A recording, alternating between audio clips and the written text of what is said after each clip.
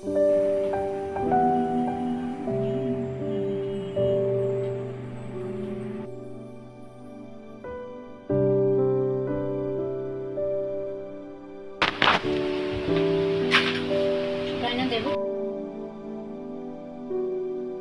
কি তুমি কি করবে কিনা ওগুলো বুঝবে না।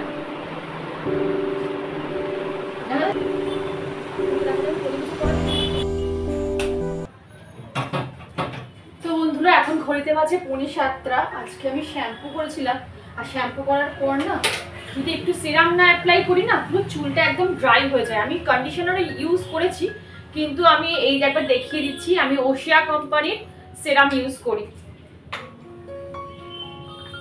আমার যেন কেমন লাগে জানো, চুল মনে হচ্ছে আরো বেশি না ড্রাই লাগে। আর একটুখানি দিয়ে দিলে চুলটা সুন্দর ম্যানেজেবল থাকে, আর কিছুই না। যাদের ড্রাই হেয়ার বা একটু কার্ল হেয়ার তাদের অন্তত শ্যাম্পু করার পর অবশ্যই ইউজ করতেই হয় সেরাম।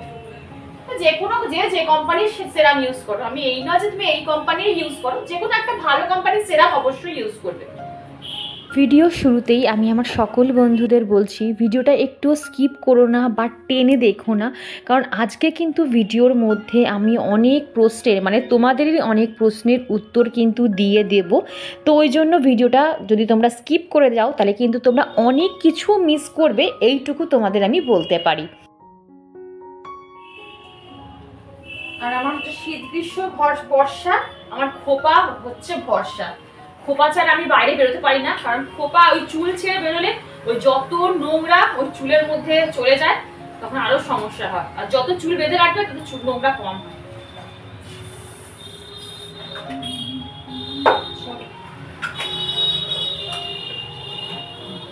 বন্ধুরা আমি রেডি হয়ে নিয়েছি, কোথায় যাচ্ছি এবার বলছি। যাচ্ছি একটু পার্লারে, ঠিক আছে? পার্লার থেকে তারপরে আর একটা জায়গায় যাব। তো যে দিদিটার কাছে আমি আইব্রো করি, ফোরহেড করি, সেই দিদিটাকেই আমি বাড়িতে ডাকি। তোমরা দেখো যে ওই দিদিটা এসেই আমাকে করে দিয়ে যায়। আমি পার্লার যাই না বলতে গেলে, মানে একদম এমার্জেন্সি ছাড়া আমি পার্লার যাই না। এইবারে আজকে আসার কথা আছে, এবারে 5:30 বিকেল 5:30 আসবে বলেছিল। 5:30 হয়ে গেল, 6টা হয়ে গেল, 6:15 হয়ে গেল, এখন ঘড়িতে বাজে প্রায় 6:45। কন্টিনিউ ফোন করে যাচ্ছি, ফোন ধরছে না, ঠিক আছে? এবারে যদি না আসতে পারে আমাকে যদি ফোন করে বলে দেয় যে শর্মিষ্ঠা আমি যদি যেতে পারছি না, তুমি কোথাও অন্য কোথাও গিয়ে পার্লারে গিয়ে করে নাও, তাহলে আমি গিয়ে সব বিকেলবেলা গিয়ে করে আসতাম বা সকালে গিয়ে করে আসতাম। এখনও ফোন ধরছে না, জানি না সে আসবে কি না, তাও জানি না।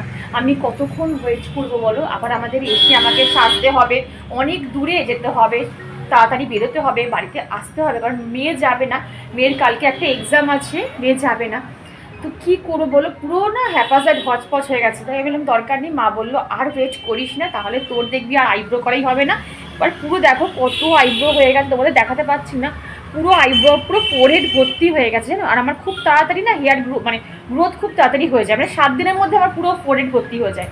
আর যতই যা বলো কিছু সাজো আর না সাজো, যদি আইব্রোটা প্লাক না থাকে কিরকম বিচ্ছিরি লাগে না বলো? তো এই হয়েছে ব্যাপার। মা সন্ধ্যেবেলায় করো না, তো যাই হোক পরে করো। তো যাই হোক এই হয়েছে ব্যাপার, এখন কিছু করার নেই। তো যাই পার্লারে যাই, গিয়ে আইব্রোটা করে আসি, তারপর তোমাদের সাথে কথা বলছি। চলো।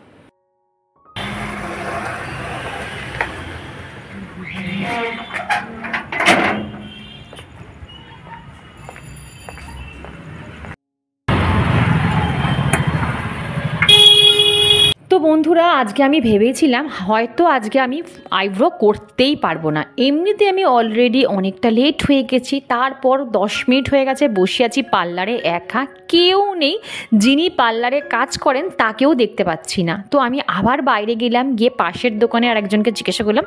তিনি দোকানদারটি বললেন যে সামনেই বোধহয় টিফিন খেতে গেছে না চা খেতে গেছে, কি একটা বললো এক্ষুনি চলে আসবে। তো যাই হোক তারপরে দেখলাম আরও 2-1 কাস্টমার ঢুকলো। আমি ঠিক টাইমে এসেছিলাম, নাহলে আরও ভিড় হয়ে যেত, আরও দেরি হয়ে যেত। আসলে কি বলতো, একজনের হাতে করে করে অভ্যস্ত, তো আমি না অন্য কারোর হাতে আইব্রো করতেই চাই না। কারণ বলতো এক একজনের হাতের না এক এক রকমের মানে কাজ। কেউ দেখবে একটু সরু করে দেয় আইব্রো, কেউ একটু আর্ট শেপে করে, কেউ একটু মোটা রাখে, মানে এই রকম। আর আমি একটু অন্যরকম আইব্রো, মানে আমি একদম সরু আইব্রো পছন্দ করি না, তোমরা যারা জানো। তো ভয় করছিল যদি আমার আইব্রোটা সরু করে দেয় বা যদি আইব্রোটা আমার ছোট করে দেয়। তো যাই হোক খারাপ করেনি, ভালোই করেছে, কিছু তো করার নেই। আর এখানে আমি দেখো শাড়ি পরে নিয়েছি। তো যাচ্ছি কোথায় সেটাই তো তোমাদের সাথে শেয়ার করা হয়নি। যাচ্ছি খুব ঘনিষ্ঠ একটা আত্মীয়র বাড়িতে, তো তার ছেলের রাইস সেরেমনিতে আজকে আমরা যাচ্ছি। তো চলো, এখানে যা যা জুয়েলারি আমি সব কিছু বার করে নিয়েছি। আর হ্যাঁ, একটু মাইনিউটলি আজকে ভিডিওটা দেখো, আমি কিন্তু অনেক কিছু তোমাদের হাতে ধরে আজকে আমি শিখিয়ে দেবো। চলো, আজকে আমি তোমাদের বলবো একদম চটজলদি কিভাবে তোমরা রেডি হয়ে যাবে। কোনো মেকআপের দরকার পড়বে না, 2-3টে জিনিস দিয়েই তোমরা কিন্তু তোমাদের মেকআপ কমপ্লিট করতে পারবে। মেকআপ বলা যায় না, বলতে পারো একটু রেডি হওয়া, আর কিছুই না, মানে টাচ আপ করা। সবার আগে মুখটাকে অবশ্যই ক্লিন করে নেবে, কখনো নোংরা মুখে কিন্তু মেকআপ করবে না। আর ওই যে আমার প্রতিদেব চলে এসেছে, সে এখন রেডি হচ্ছে, তো একটু মানিয়ে গুছিয়ে নিও, ও এদিক ওদিক করবে, কিছু করার নেই, ও বললেও শুনবে না। তো যাই হোক, আমি এখানে দেখো ভালো করে গার্নিয়ারের মাইসেলার ওয়াটার দিয়ে কিন্তু মুখটা ভালো করে ক্লিন করে নিয়েছি। আমি সব সময় বরাবর মাইসেলার ওয়াটার ভীষণ পছন্দ করি, গার্নিয়ার কোম্পানির, বলে দিলাম। তোমাদের কাছে যদি এমনি ক্লিনজিং মিল্ক থাকে, সেই ক্লিনজিং মিল্ক দিয়েও তোমরা কিন্তু মুখটা ভালো করে পরিষ্কার করে নেবে। মুখের সাথে গলা, হাত সব ক্লিন করে নেবে, যেখানে যেখানে তোমরা মেকআপ করবে, যাই হোক বা টাচ আপ করবে। আচ্ছা, এরপর একটা সেরাম অ্যাপ্লাই করবে। যদি তোমাদের কাছে প্রাইমার না থাকে, আমি কোনোদিনও প্রাইমার ইউজ করি না, আমি বরাবর হয় অ্যালোভেরা জেল না হলে সিরাম অ্যাপ্লাই করি। তো আমি সিরাম অ্যাপ্লাই করে নিলাম, আমার কাছে যে সিরাম থাকে সেই সিরাম অ্যাপ্লাই করে নিলাম। আর এইবারে অ্যাপ্লাই করব ফেস অয়েল। যাদের স্কিন প্রচণ্ড পরিমাণে ড্রাই, মেকআপ করলেও স্কিনে গ্লো আসে না, তারা একটা করে ফেস অয়েল সব সময় বাড়িতে রাখবে। আমি এখানে কামার ফেস অয়েল ইউজ করলাম, বলে দিলাম কামা কোম্পানি, বলে দিলাম একটু কস্টলি, দেখবে তোমরা নাইকা পার্পেলে পেয়ে যাবে, বা যে কোনো মলেও তোমরা পেয়ে যেতে পারো। তো এই তো, আর আমাকে এক মৌসুমি দিয়েই বোধহয় কমেন্ট করে বলেছিল যে এই যে পিঙ্ক কালারের যে লোটাসের ক্রিমটা ইউজ করছি, সেটা কি দিনে রাতে সব সময় ইউজ করতে পারবো? অল টাইম তোমরা কিন্তু এই লোটাসের 10-in-1 গ্লো ক্রিমটা ইউজ করতে পারো, কোনো ব্যাপার না। সিরাম তোমরা সব সময় অ্যাপ্লাই করতে পারো, ভীষণ ভালো। ক্রিমের থেকেও সিরামের কাজ কিন্তু অনেক বেশি, কারণ সিরাম আমাদের স্কিনের 4th লেয়ারে ঢুকে কাজ করে, আর ক্রিম কিন্তু আমাদের স্কিনের ওপরের লেয়ারে শুধু কাজ করে। তো বলে দিলাম তোমরা সেরাম ইউজ করতে পারো। এইবারে তোমাদের একদিন বলে দেবো কোন স্কিনে কোন সেরাম ইউজ করবে, সেটা নিয়ে আমি একদিন ডিটেলসে ব্লগে বলে দেবো। আশা করছি আজকে মৌসুমিদির কিছু কোয়েশ্চেনের আনসার আমি কিন্তু দিতে পারলাম।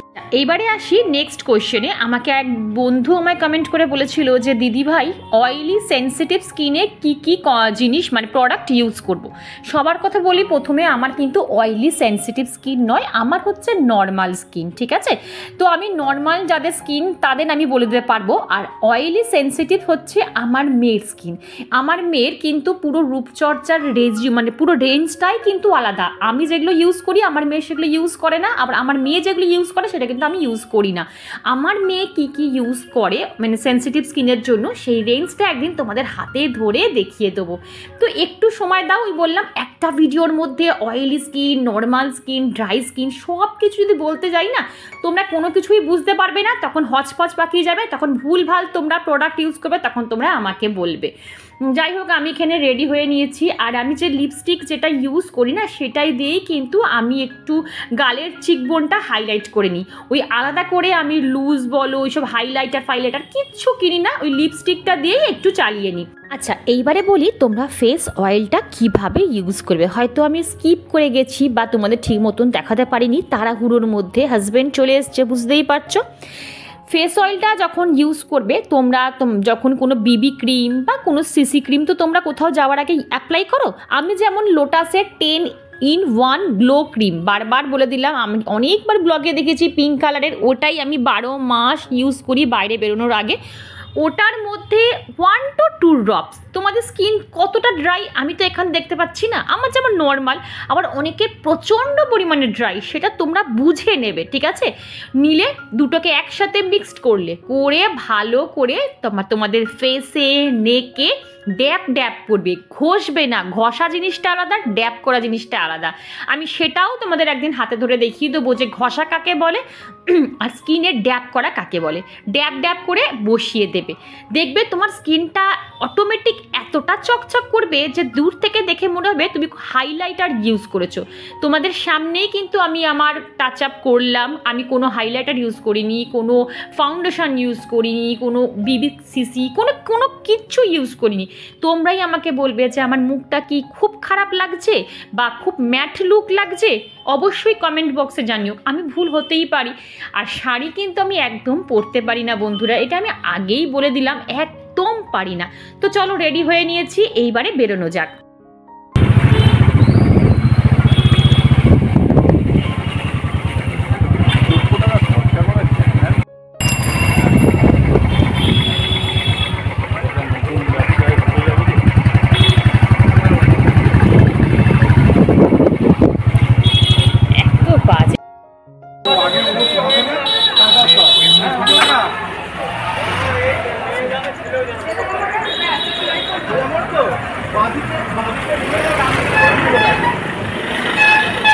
তো জাস্ট নাও ঢুকলাম বন্ধুরা, অনেকটা দূর, তো আমরা তোমাদের হয়তো ভিডিও করতে পারিনি, দেখাতে পারিনি, কারণ আমার হাজব্যান্ড মেইন রোডের উপর ভিডিও করা একদম পছন্দই করে না। আর এসেই দেখো স্টার্টারে একটু পনির পকোড়া আর কী সব ছিল, আরও অনেক রকম পকোড়া ছিল, সেগুলো খেয়ে নিয়েছি।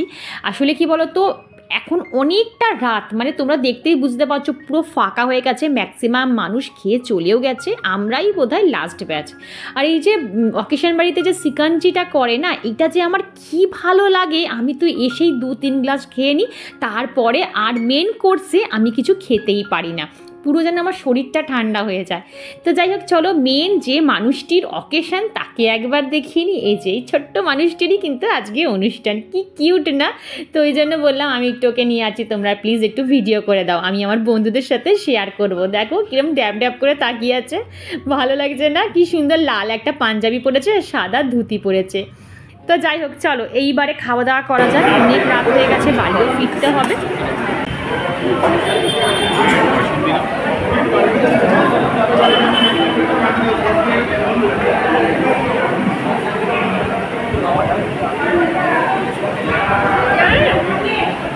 কি মেনুতে ছিল আজকে আর তোমাদের বললাম না, কারণ এই মেনু কার্ড তো তোমাদের শো করেই দিলাম। প্রত্যেকটা খাবার এত দুর্ধর্ষ করেছে বন্ধুরা, কি বলবো।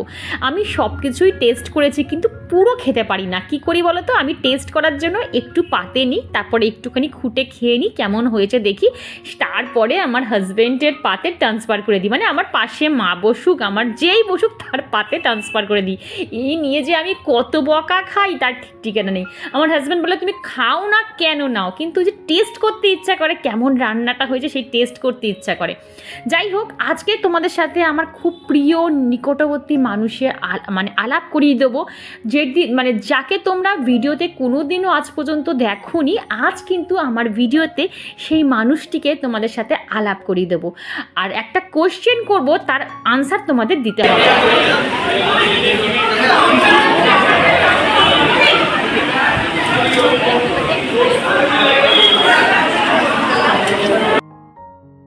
এই যে বন্ধুরা, যাকে আমি এখন দেখাচ্ছি তিনি হচ্ছেন সম্পর্কে আমার নিজের মেজো পিসি, আর পাশে যিনি বসে আছেন তিনি হচ্ছেন আমার নিজের মেজো পিসামশাই।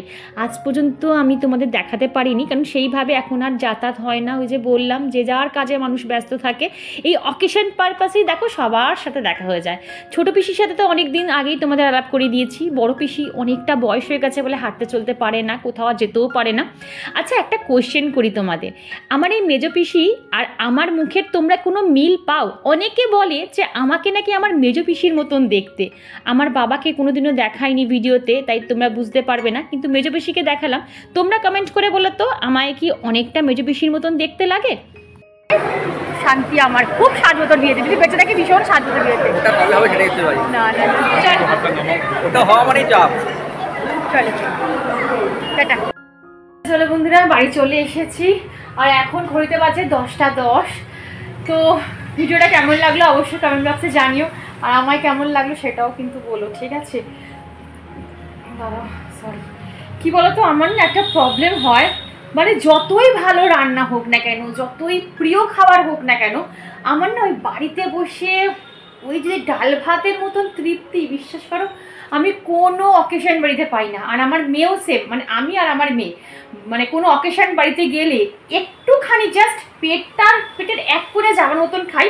মানে এখন আমার যেরকম পজিশন আছে না, আমি বাড়িতে এই মানে কি বলবো ইজিলি খেয়ে নিতে পারবো, মানে আমি এইরকমই খাই।